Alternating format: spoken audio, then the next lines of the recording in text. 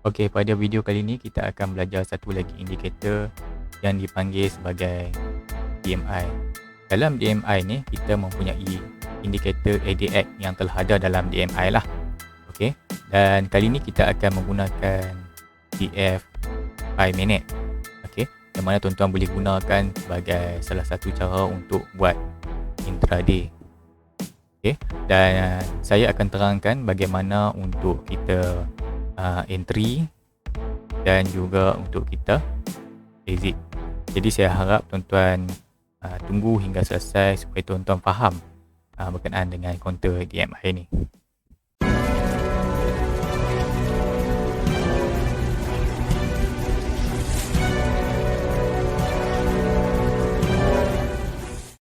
Okey, seperti yang telah kita bincangkan tadi berkenaan dengan DMI. Okey, DMI ni dia ada tiga indikator, iaitu ADX plus DI, kemudian dia ada negatif DI. Jadi kita kena tukar dulu warna dia tu, okey, supaya tuan-tuan faham lah. Okey, kita tukar warna dulu dia punya ni. Okey, saya buka counter ni. Saya buka. Okey, counter ni, kemudian tuan-tuan cari dekat efek indikator ni, tuan-tuan type DMI. Dia akan keluar lah. Okey, dia akan keluar, kemudian dia akan duduk dekat bawah ni lah. Okey. Okey, lepas tu apa yang kita kena buat adalah kita tukar dulu warna dia. Okey. Tengok kalau kita tengok dekat sini, dia beritahu DMI kan. Tuan-tuan pergi dekat gear ni. Okey. Lepas tu dekat style ni, ADX ni tuan-tuan tukar kepada color hijau. Okey, tukar kepada color hijau. Okey, pilihlah dia punya ketebalan line dia tu. Okey, saya pilih yang ni. Lepas tu yang plus DI ni tuan-tuan kekalkan kepada biru. Kalau nak tebalkan dia pun boleh lah. Okey. Lepas tu yang negatif DI ni tuan-tuan tukar kepada color merah. Okey. Okey, dia akan jadi color ni. Jadi seolah-olah biru dengan merah ni macam indikator MACD. Jadi ingatlah, tuan-tuan tukar dulu ADX ni kepada color, yang ni kepada color hijau, yang ni kepada color biru, yang ni kekalkan kepada biru lah. Okey, kemudian yang ni kekalkan tukar kepada merah. Seolah-olah yang ni kita nampak macam MACD, bukan indikator MACD, nampak macam MACD lah. Okey. Apa yang kita nak belajar dengan DMI ni, okey, kita kena faham dulu satu persatu lah setiap indikator ni. Okey, mula-mula kita belajar berkenaan dengan ADX dulu. Okey. ADX ni adalah sebenarnya kalau kita boleh tengok dia adalah seperti trend. Okey, trend. Okey. Jadi trend ni kita akan rujuk dia kepada yang lebih besar daripada 20. Jadi ADX ni mesti besar daripada 20. Yang ni nak menunjukkan dia akan cuba naik lah. Okey. Dan kalau kurang daripada 20, okey, dia mengatakan kat kita dia belum naik lagi, pasal dia nak turun, ataupun kita boleh kata dia dalam keadaan sideways, ataupun dalam keadaan downtrend. Okay, sungguh pun macam tu, walaupun kita kata yang ni nak naik, lebih daripada 20 nak naik, tapi kita kena berhati-hatilah. Okey, jadi kita ambil untuk mudahkan dekat kita punya chart kita tu, kita letakkan satu garis dekat chart tu. Okey, sebelum tu ada juga okey, trader-trader yang daripada luar, dia menggunakan 20 ni dia ganti dengan 25. Okey, ada yang guna 25, tapi kalau kita nak tukar kepada 20 pun boleh. Okey, gantung kepada kita punya trading plan kita lah. Macam saya suka guna 20. Okey, tapi kalau tuan-tuan nak guna 25, boleh guna 25. Okey, jadi untuk video kali ni saya akan menggunakan 20 lah sebagai rujukan kita. Jadi ADX yang kita akan pakai adalah mesti lebih daripada 20. Apa yang kita kena buat adalah, Okey, dekat kita punya counter tu, okey, counter tu, okey, kita setkan satu garis supaya dia merujuk kepada 20. Jadi saya ambil garis horizontal line ni, saya letakkan dekat 20 ni. Seolah-olah dekat dengan 20 lah. Lebih kurang lah. Okay, macam ni saya dapat 21. Tapi tak apalah. Okay, saya setkan sini 20. Kemudian saya lockkan dia. Okay, jadi saya lockkan dia. Okay, 20. Jadi, jika melihatkan kepada trend ADX yang hijau ni, okay, kalau lebih daripada 20 ada salah satu syarat kita untuk kita entry. Jadi, lebih daripada 20, satu syarat untuk kita entry ya. Dia kena rujuk kepada syarat yang lain juga. Okey. Ini baru ADX. Ini syarat yang pertama. Okey, lebih daripada 20.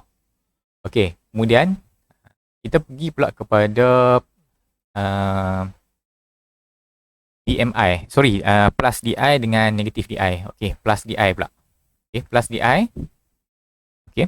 Plus DI ni kita dah tukar kepada color biru. Jadi kita rujuk kepada garis biru. Okey. Plus DI dengan negatif DI ni adalah sebenarnya formula yang diambil daripada oscillation. Oscillation formula lah. Okey. Kita tak perlu tahu dia punya macam mana kita nak guna formula tu, tapi kita kena tahu syarat-syarat dia. Okey. Plus DI. Okey.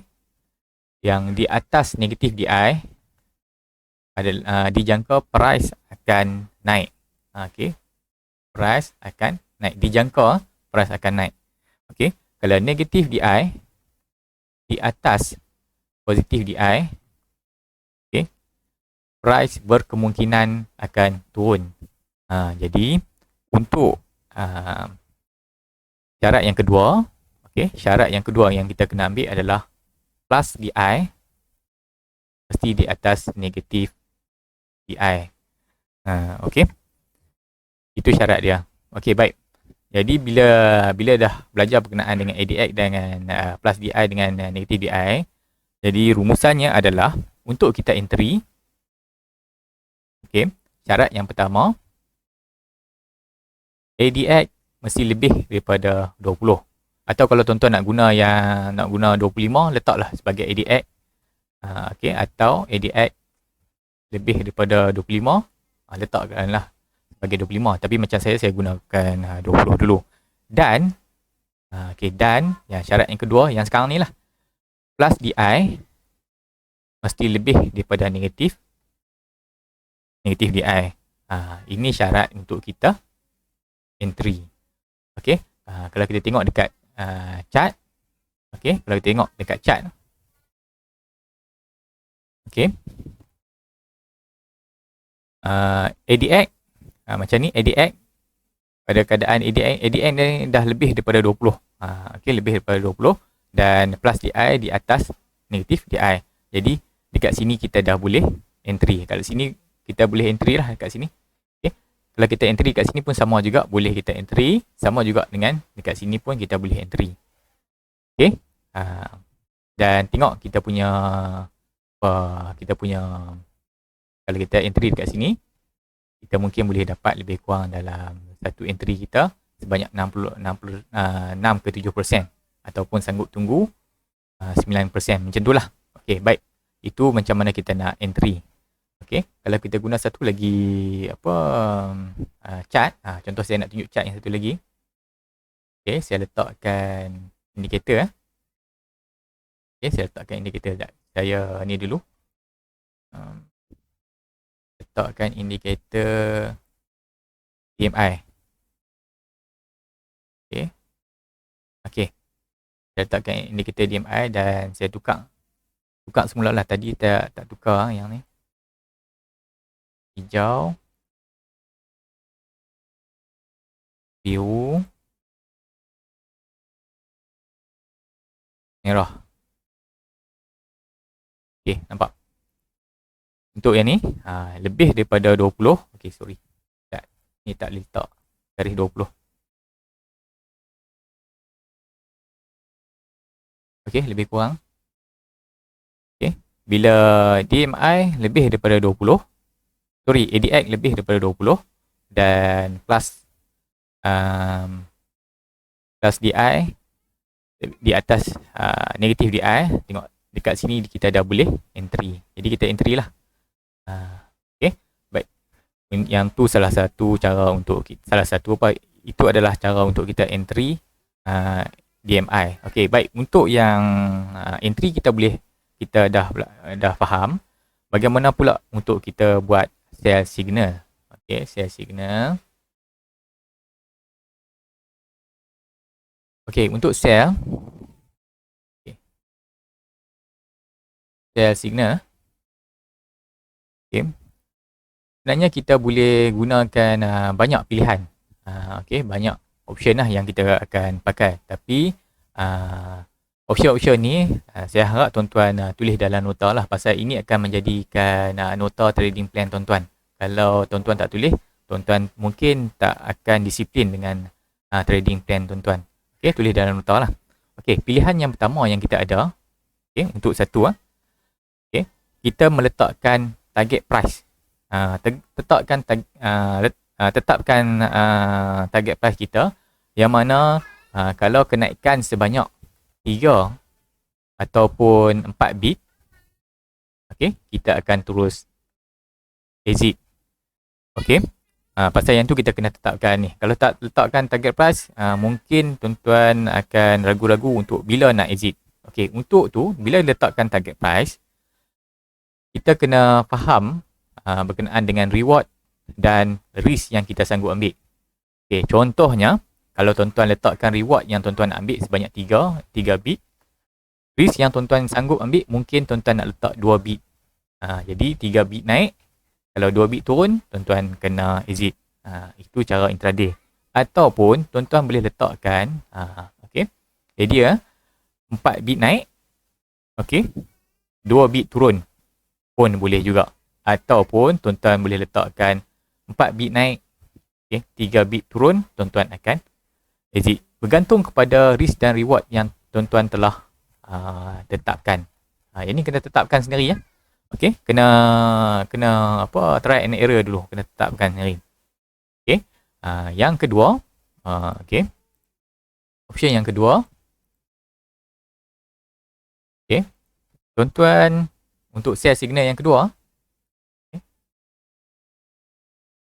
kita boleh letakkan kita punya target profit. Okey. Persen profit yang telah ditentukan sendirilah. Ditentukan sendiri.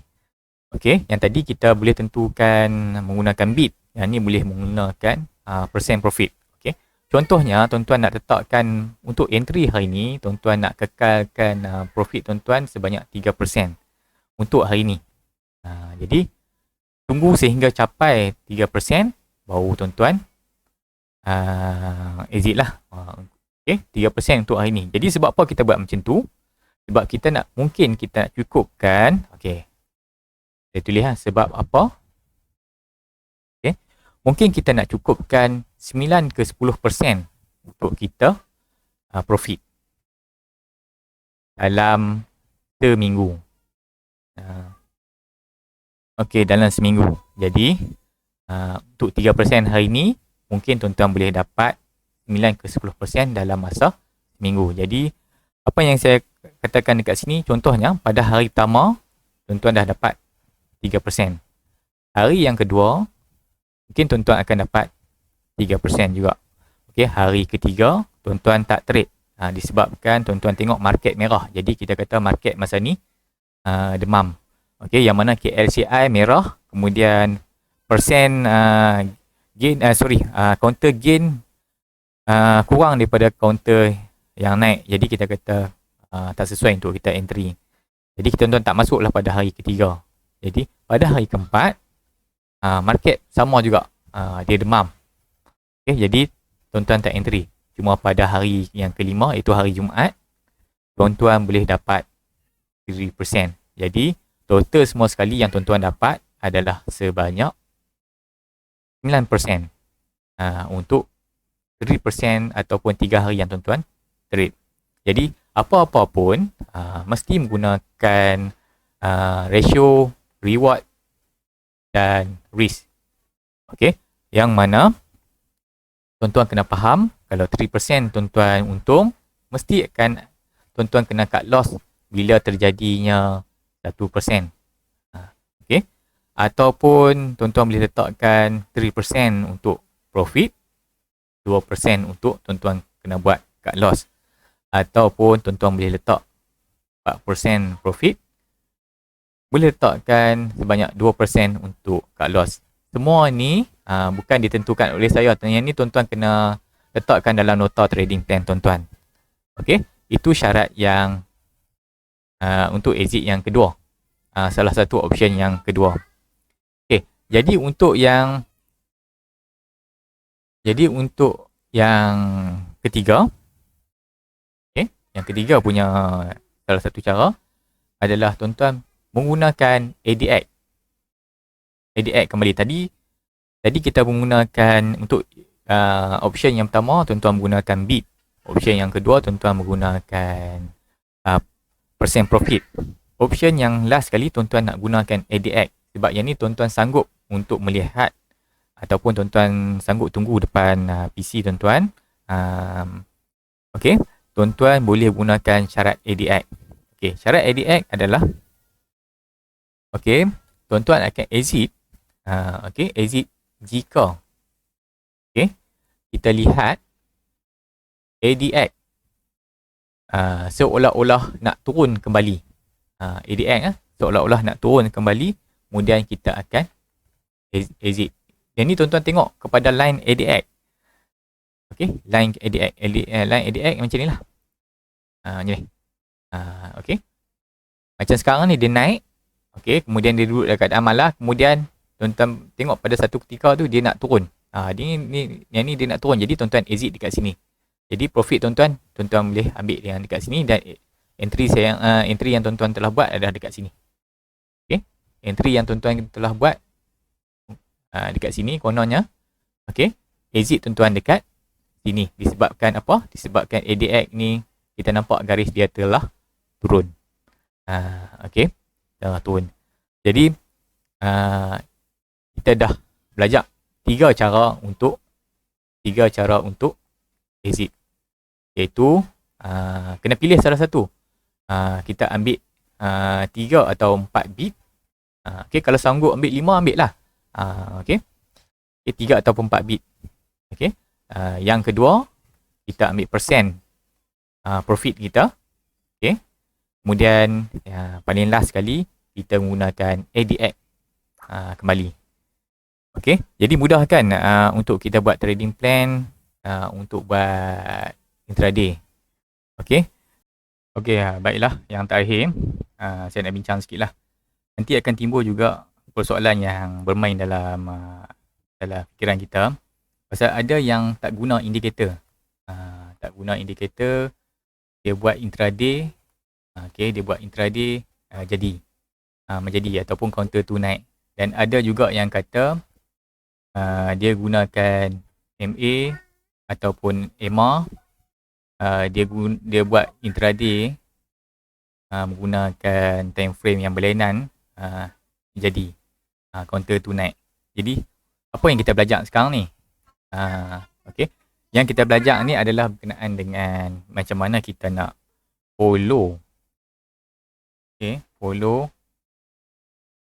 trading plan kita. Okey, tujuan kita nak follow trading plan kita supaya kita dapat disiplin dengan kita punya trade. Jadi disiplin trade ni penting supaya kita dapat mengatasi emosi kita dengan menggunakan teknikal. Ingat, kita bukan robot tapi kita ada emosi. Jadi itu yang kita nak gunakan sebagai salah satu disiplin trade kita.